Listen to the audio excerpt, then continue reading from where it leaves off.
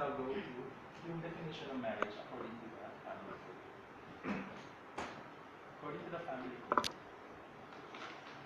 you can find some elements in the family code which we have said a while ago. So let me read. The definition of marriage is placed at the very start of the family code of the Philippines because it is of one importance. Title 1, Marriage, Chapter 1, Requisites of Marriage, Article 1, Definition of Marriage. Let me read. Marriage is a special contract. That's why it's called a marriage contract. It's a special contract of permanent union between a man and a woman entered into in accordance with law for the establishment of conjugal and married life. It is the foundation of the family and an invaluable social institution whose nature, consequences, and incidents are governed by law and not subject to speculation, etc., etc. We will focus on the first part. Marriage is a special contract. So, figure mo yan, because it's a contract. Not just signing, but also an agreement. So, kung kontrata yan, pero third parties, sino ang nag-agree yan? Paano nag-agree sa inyo na no, ang contracting parties? I am merely facilitating. I am merely doing the role of dito. I am solemnizing of the Senate. So, it's a special contract. It's not like an ordinary contract na pwede namin i-substitute na contract sa asawa, pwede iba ang bayan. Ito hindi pwede iba ang misis or ibang mister sa contract. Contract, may expiration ng most of the contracts, may renewal, pero under Philippine law, our marriage contract does not have an expiration. It doesn't expire unless one of you expires. No? Not an expiration marriage contract. Pero of course, that's the reality. But these have consequences. So it's a special contract of permanent union. Permanent, ibig sabihin, hindi siya up to a certain point. Union, you have identified a right. Union. So, may pag-iisang dikti, sa malalim na Tagalog, pag-iisang dikti, pag-iisa, pagkakaisa. Union. Sino ang mag-unite? A man and a woman. Sa ating law, man and woman ang pwedeng mag-marriage. So, ibang law, mayroong end ng contract, never and divorce, sa atin wala. So, yung pinagkakaiba, we go with the Philippine law because both of you are Filipinos. And we are, Philippine law is only applicable doon sa territory. Pilipinas at saka here at the embassy where we are allowed to solemnize weddings here, marriages here because we consider this as Philippine jurisdiction. Ilipat mo tayo ng piece of land ito, in-exchange sa doon sa embassy na sa mga. Sila ng laws nila. So here, we can practice our Philippine law. And you are covered by Philippine law. Under Philippine law, no divorce yet, no divorce, and between only man and woman. Wala pang man and man o woman sa atin. No? Baka in the future, work ng reality na rin. Man and robot mo, and also robot na. Pero bahala ng ating mga lawmakers to amend the law. But for now, the embassy is under the executive department headed by the president to not to execute you, but to execute the laws. So, entered into in accordance with law. Ano ibig sabihin ng in accordance with law? According to the family code. Yun yung law na sinusunod natin. So, lahat ng requirements, hindi requirement ko ng embassy. Ang embassy ang kulit-kulit, gusto pa, nagigilid pang BL, nila, sa ba embassy ang issue. Hindi po embassy ang gawa ng law na hindi ang ating mga babae. Sinapang sa sila. Kasi may iba, ano ba sila separate, which is, ano ba, reality nila. Wala na talagang communication, pero wala silang perawan na things may problem. Kaya, magsasuffer sila, ano makakasama. Pupunta dito lang, wala lang so we are on the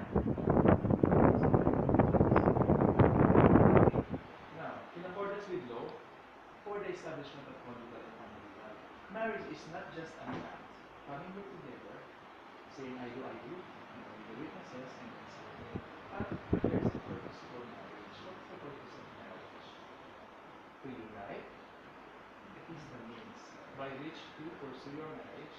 Kasi ang purpose ng marriage is for the establishment of family and conjugal and family life. What's the meaning of conjugal life? Ibig sabihin, magkatuwang ang family. Kasi nag-unite ka, magkatuwang ka to live together. Conjugal. So your decisions would be based on both of your decisions. So, kaya naman gusto, kaya naman vice versa, ganun ba yun? So, conjugal and family life. Family life, naturally, you will bear offspring. Children, how do you make them grow? How do you educate them? How do you care for them? That's why all of them were taken up, should be taken up sa pre-marriage counseling. So, kasi yun yung purpose ng marriage. Ang bata, bakit ganun karami ang requirements ng marriage? Bakit ang hirap ng requirements ng marriage, di ba? Single na lang ang requirements. Second one, ganun ang requirements. Dapat psychologically fit, ganyan. Bakit kailangan yung meron kang 10 days kahit marriage plan, bakit kailangan magkaroon requirement? Ang pagpapala ng bata, bakit kailangan malaman natin? That's because all of our laws protect the union of marriage as well as the family. If there are no laws, strong laws that protect the marriage and family, mahirapan ang ating Philippine society. Because in the end, you will be, as a couple, as a family, you are the foundation of the Philippine society.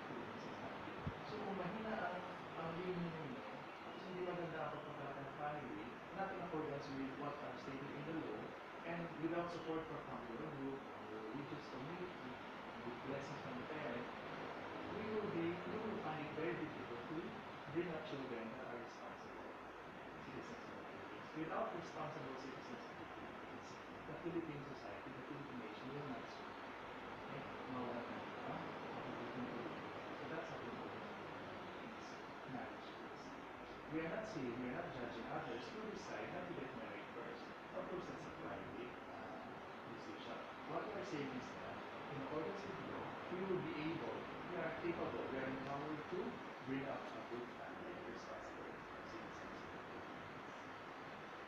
So, sa second sentence, it is the foundation. Ano it? Marriage. Marriage is the foundation of the marriage is the foundation of the family and an inviolable social institution. You are a social institution. Your marriage will now be a social institution with legal representation. Legal na magsasama ninyo. May karapatan na kayo na i-claim ang benefits ng asawa ko. Di ba? Magandang drama. Hindi ka ang first wife. Ang bitaw na. So, lahat yung may consequences na. In the same way, na yung kanyang incidents, hindi pala accidentals, incidents, are also governed by law. So, hindi ka na pwedeng magbigami kasi nakasal ka na. So, there are many restrictions. Pero meron din maraming privileges and rights and responsibilities. So, ano ka na? So, that's why you would need, siguro, sa susunod sa mga future na mga marriages, the embassy would be more capable. But this is the best that you can do for now. Are there any questions? Before we proceed practically. Hanggang 3 lang. Article number 3, requisites of marriage. Ito na yung aming requirement. No marriage shall be valid. So, walang kasal na matatanggap natin unless these essential requisites are present. Ito yung requirement. Number 1, legal capacity of the contracting parties, who must be a male and a female. Legal capacity means,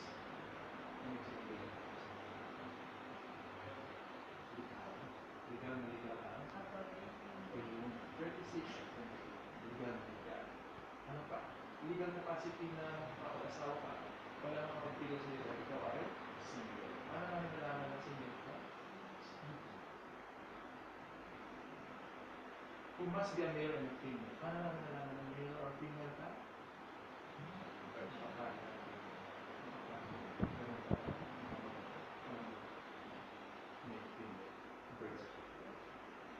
Number 2, consent freely given. So ito yung consent na I take it as my husband, I will take it as my wife. In the presence of the solemnizing officer. Article 3, formal requisites of marriage. Authority of the solemnizing officer. I was authorized by, dito lang sa loob ng university. Valid marriage license, wala na. And number 3, marriage ceremony, which takes place with the appearance of the contracting parties before the solemnizing officer and their personal declaration that they take each other as husband and wife in the presence of not less than 2 witnesses of legal age.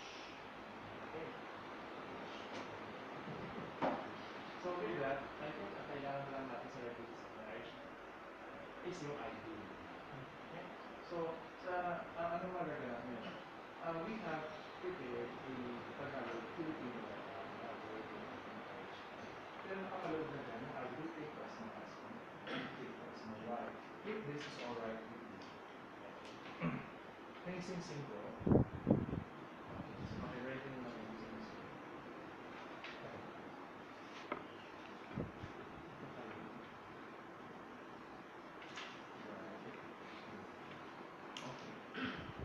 So after natin mag-vows, we will be doing the signing. Okay? Kung may mali, just insert that and put the correct one. We can really